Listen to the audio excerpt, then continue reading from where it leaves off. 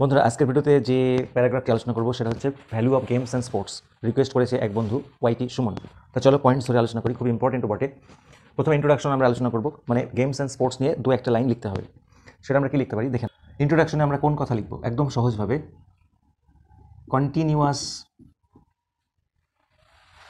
Work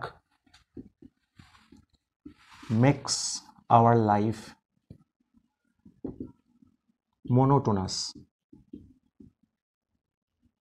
and tires our mind. কি লিখলাম?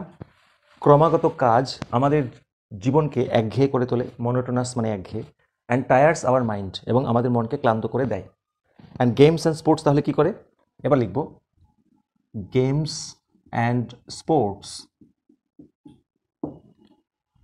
Remove this monotony, মানে এই একঘেয়েমি দূর করে, অ্যান্ড মেক আস চেয়ারফুল, আমাদের হাসি খুশি করে তোলে, অ্যান্ড ফিট করে তোলে। ভালো করে বুঝে নাও। Continuous work makes our life monotonous, continuous কাজ আমাদের জীবনকে একঘেয়ে করে তোলে এবং আমাদের মনকে ক্লান্ত করে তোলে। আর games and sports remove this monotony, খেলাধুলা এই একঘেয়েটাকে কাটিয়ে দেয়, সরিয়ে দেয়, and make us cheerful and fit, এবং আমাদেরকে হাসি খুশি এবং ফিট করে তোলে। ওকে, তাহলে হচ্ছে ইন্ট্রোডাকশন। পরের পয়েন্ট আছে ডিফারেন্ট টাইপস অফ গেমস, বিভিন্ন ধরনের খেলাধুলা আছে, এক কথায় লিখে নেব। তাহলে আমরা কি লিখব there are different types of games and sports, বিভিন্ন ধরনের খেলাধুলা রয়েছে, তাই প্রত্যেকেরই কোনো না কোনো খেলাধুলায় ইনভলভ থাকা উচিত। তাহলে আমরা লিখব one must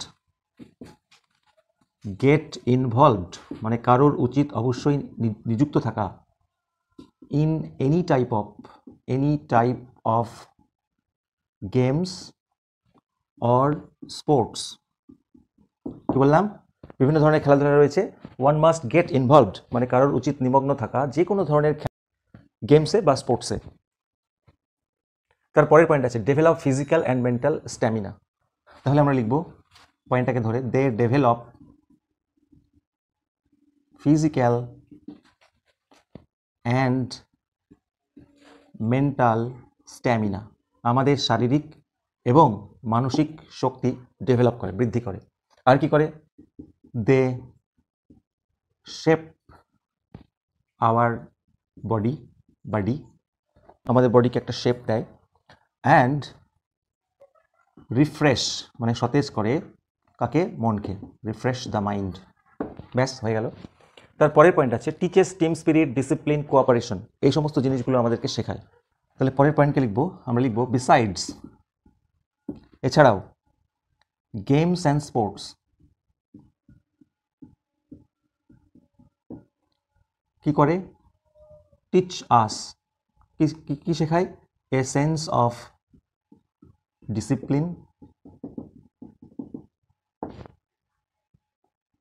team spirit and cooperation, অর্থাৎ সহযোগিতা শেখায়, মানুষকে সহযোগিতা করার যে সেন্স সেটা আমাদের শেখায়। তাহলে এই সমস্ত জিনিসগুলো আমাদের শেখায়। তারপর বলেছে ইম্পর্টেন্ট ফর স্টুডেন্টস, স্টুডেন্টের জন্য কিন্তু গুরুত্বপূর্ণ। এই পয়েন্টটাকে আমরা একটু বাড়িয়ে লিখব games and sports are equally important, মানে সমানভাবে গুরুত্বপূর্ণ ফর দ্য স্টুডেন্টস, স্টুডেন্টদের জন্য। কেন সেটা একটু ব্যাখ্যা করব। কেন কি লিখতে পারি? দে ক্যান লার্ন অনেস্টি মানে সততা, ইন্টিগ্রিটি অ্যান্ড পারসিভারেন্স, তারা শিখতে পারে সততা, ইন্টিগ্রিটি মানে একতা, এবং পারসিভারেন্স মানে অধ্যবসায়, এগুলো শিখতে পারে গেমস অ্যান্ড স্পোর্টস থেকে। সেই জন্য স্টুডেন্টদের জন্য খুবই গুরুত্বপূর্ণ। আচ্ছা, আর কি করে স্টুডেন্টদের জন্য? They also build strong body and mind, তাদের শক্তিশালী বডি এবং মাইন্ডকে তৈরি করে। লাস্ট 2 লাইন আমরা লিখবো, একটু কনক্লুশন টাইপের লিখবো। এ রিয়েল স্পোর্টসম্যান ওয়ার্কস sincerely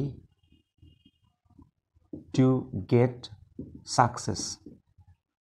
একটা সত্যিকারের স্পোর্টসম্যান সিনসিয়ারলি নিষ্ঠার সঙ্গে পরিশ্রম করে, খাটে সাফল্য পাওয়ার জন্য।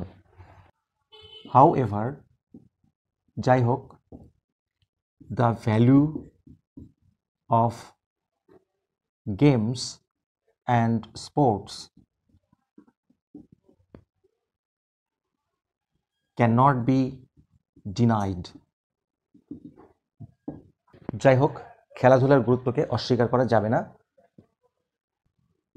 It really plays a vital role in our life. It really plays a vital role in our life. ইহা সত্যিই আমাদের জীবনে একটি গুরুত্বপূর্ণ ভূমিকা পালন করে। তাহলে ওয়ার্ড লিমিট মাথায় রেখে একেবারে সহজ সরলভাবে লেখানোর চেষ্টা করলাম, পয়েন্ট ধরে ধরে। আশা করছি তোমাদের ভিডিওটি অবশ্যই কাজে লাগবে। ভিডিওটি যদি ভালো লাগে অবশ্যই একটি লাইক দিও, আর চ্যানেলে হলে সাবস্ক্রাইব করো। Thank you so much for watching.